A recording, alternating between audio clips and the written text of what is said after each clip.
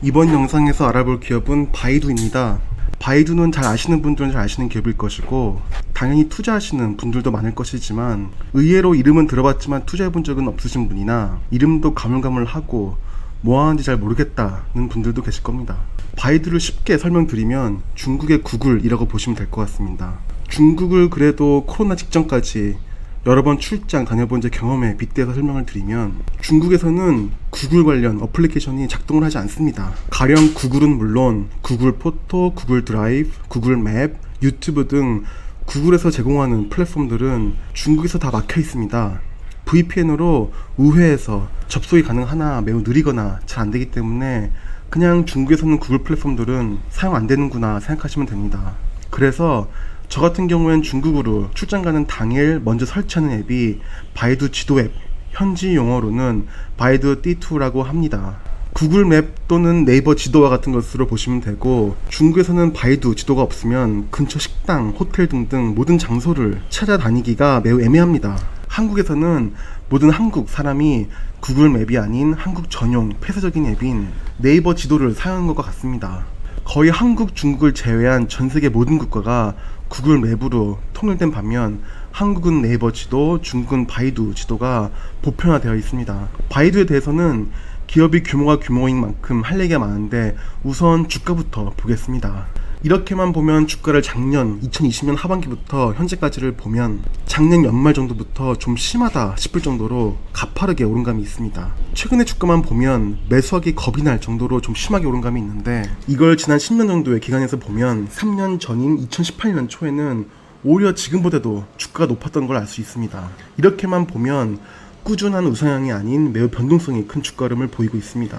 2018년 상반기 주가 폭락 당시를 보면 그 당시에 마이크로소프트 출신 루치라는 CEO, 즉 최고 운영 책임자가 AI 사업을 주도하는 인물이었는데, 이 인물이 퇴사를 하면서 AI 관련 사업에 대한 우려로 주가가 폭락했었고, 2019년도에도 주가가 계속 폭락하고 주가가 빌빌댔던 것은 당시 기업 실적이 매우 안 좋아서 그랬습니다. 매출은 2018년도 연간 기준으로 50% 넘게 성장했었으나 매출의 성장성은 문제 없었는데, 바이두의 순이익에 가장 큰 기여를 하는 온라인 광고 관련 매출 성장세가 감소하면서 2018년 4분기에는 순이익이 50%나 급감하는 일이 발생하여서 2019년까지 주가가 쭉쭉 빠졌던 것입니다. 그 당시 시장이 바이두를 회의적으로 봤던 이유는 중국 인터넷 서비스장이 포화가 되었고 서비스 제공업체 간의 격한 경쟁들도 당분간 바이두의 실적 전망을 어둡게 보는 이유였습니다. 어쨌거나 바이두의 주가가 지금 높다 낮다를 제게 물어보신다면 저의 답은 높지 않다입니다. 그렇다고 지금 하루빨리 매수하시라 그런 의견을 드리는 의도는 아니고, 최근에 급등을 했지만 아직도 3년 전 주가 수준으로도 회복을 못한 주가 수준입니다. 바이두의 시가총액을 보면 최근에 많이 올라와서 이제 겨우 808억 달러입니다. 바이두는 중국의 다른 대형주인 알리바바, 텐센트와 더불어 BAT라고 보통 일컫습니다. 미국 나스닥에 팡 주식이 있다면 중국에는 BAT가 있는 것입니다. 여기서 알리바바의 시총을 보면 6,574억 달러입니다. 최근에 떡상한 바이두의 시총을 감안해도 바이두 시총의 8배 이상 큰 기업이 알리바바입니다. 텐센트를 보면 시가총액은 대략 6조 홍콩 달러입니다. USD로 환산하면 대략 7,740억 달러 정도의 시가총액입니다. 바이두 시가총액의 거의 10배 수준입니다. 그럼 정리하면 바이두가 시가총액이 808억 달러, 알리바바가 6,574억 달러, 텐센트가 7,740억 달러인데 현재 바이두의 주가가 너무 급등해서 고평가다? 저는 그렇게 생각하지 않습니다. 중국 정부의 눈치를 보고 중국 정부의 가이드라인을 어쨌거나 따라야만 할 수밖에 없는 바이두, 알리바바, 텐센트 세 개 기업이 서로 피 튀기며 경쟁하고 치킨 게임을 하도록 중국 정부가 놔두질 않습니다. 벌써 중국 정부는 각각의 기업이 서로 분야가 가급적 겹치지 않게 상생하고 시너지를 일으킬 수 있게끔 어느 정도 방향을 잡아주고 있기도 합니다. 어쨌거나 바이두의 시가총액이 808억 달러인데 굳이 동종업계라고 할 수 있는 구글의 경우는 시가총액이 1조 1,800억 달러입니다. 물론 바이두는 중국 국내 인터넷 업체 정도로밖에 보이지 않을 수도 있고 알파벳은 글로벌 인터넷 업체로 보일 수도 있습니다. 하지만 2020년 기준으로 전 세계 인터넷 사용 인구를 보면 전 세계에서 48억 명 정도의 인구가 인터넷을 사용하고 그 중에 절반이 아시아입니다. 북미는 전체 인구 대비 7.2%이고 유럽은 16%밖에 되질 않습니다. 아시아가 50% 넘게 차지하는 이유는 당연히 중국과 인도인데, 중국과 인도를 보면 중국은 8억 5천만의 인구가 인터넷을 사용하고 인도는 5억 6천만의 인구가 인터넷을 사용한다고 나와 있습니다. 대략 미국이 전 인구의 대부분이 3억 1천만 명 정도가 인터넷을 사용하고 유럽 전체가 대략 6억 5천만 정도의 인터넷 사용 인구가 있으니 중국의 인터넷 사용자 수는 미국과 유럽을 합친 것과 비슷한 인구입니다. 그런데 바이두의 시가총액이 구글의 겨우 7%도 안 되는 수준이다라는 건 바이두의 시가총액을 보면 아직 바이두가 저평가가 아닌가 생각을 합니다. 물론 구글, 즉 알파벳이라는 기업을 저도 모르는 것은 아닙니다. 온라인 광고 매출 관련 사업 외에도 신사업들로 똘똘 뭉친 아더배치 사업도 있고 유튜브와 안드로이드 플랫폼 사업 등 알파벳은 단순히 인터넷 검색 광고 매출 기업은 아닙니다. 하지만 바이두도 단순히 인터넷 검색 광고 매출 기업은 역시 아닙니다. 좀 과거 데이터긴 하지만 대략 감만 잡는 용도로 이 데이터를 보면 전체 매출에서 온라인 광고 관련 매출이 전체 매출의 86.2%이니 거의 대부분은 온라인 광고 매출로 나옵니다. 기타 부분은 13.8% 매출을 차지하고 있습니다. 바이두가 온라인 광고 매출의 의존도가 매우 큰데 이 부분에 대해 안정성을 보기 위해 중국 내 인터넷 광고 시장 점유율을 보면 바이두가 전체 시장의 73.8%를 차지하고 있고 그 뒤로 쉔마와 하오수가 매우 큰 차이로 잇고 있으므로 중국에서 바이두는 매우 확고한 위치의 검색 엔진으로 자리 잡고 있는 것을 알 수 있습니다. 그럼 검색 엔진 분야는 중국 최강자이자 앞으로 비즈니스 모델이 견고한 건 알겠고 그럼 바이두의 성장 동력은 무엇일지 알아보겠습니다.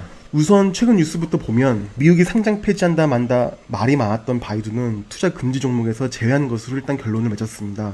그리고 바이두는 현재 매출 대부분이 온라인 검색 광고 매출로 나오지만 바이두는 인공지능과 자율주행 분야의 중국 원톱 기업입니다.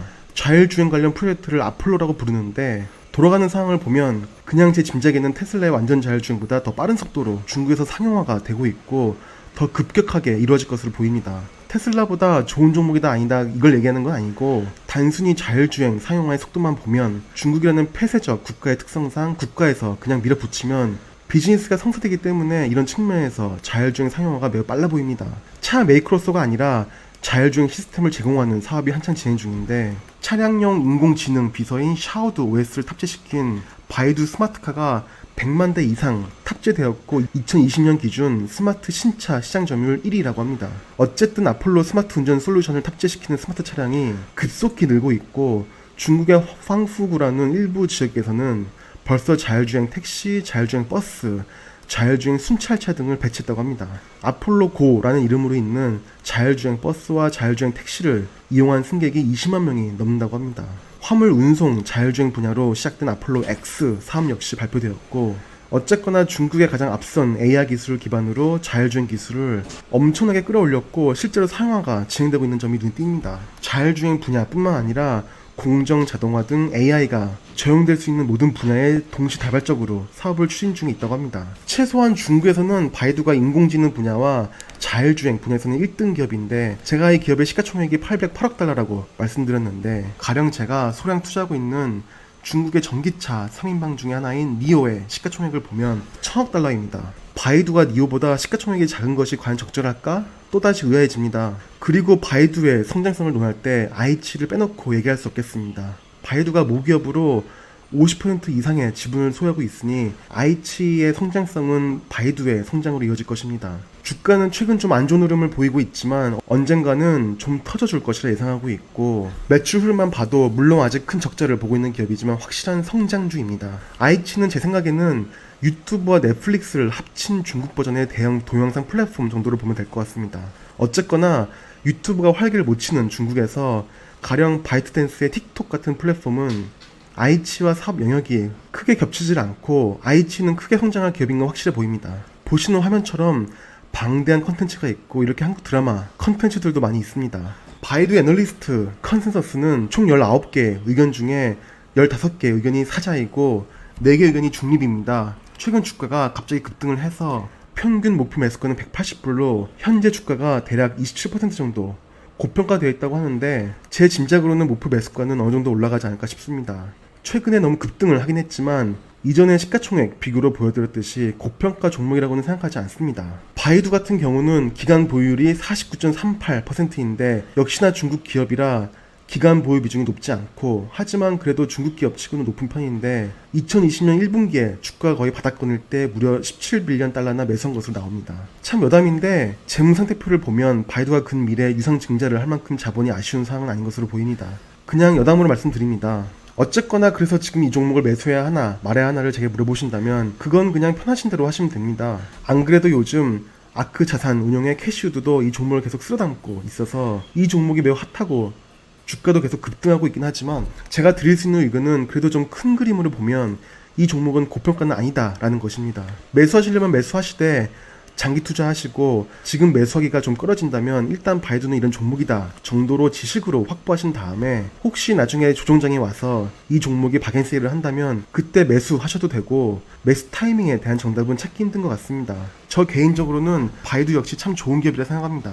일단 아직도 여전히 고성장하고 있는 중국에서, 그리고 앞으로 근미래 세계 경제 규모 1위를 달성할 중국에서 아주 확고한 위치를 잡고 중국을 대표하는 기업으로 사업을 벌리고 있고, 중국 정부에서도 나름 든든하게 밀어주는 기업인데, 이런 기업을 직접적이든 간접적이든 투자를 안 한다는 것도 말이 안 되긴 합니다. 재밌게 시청해 주셨다면 구독, 좋아요, 알림 설정 꾹꾹 눌러주시고요. 그리고 절대 오해하지 마세요. 이거 제 채널이에요. 우리 아빠가 그냥 뺏은 거예요. 너무 치사해서요.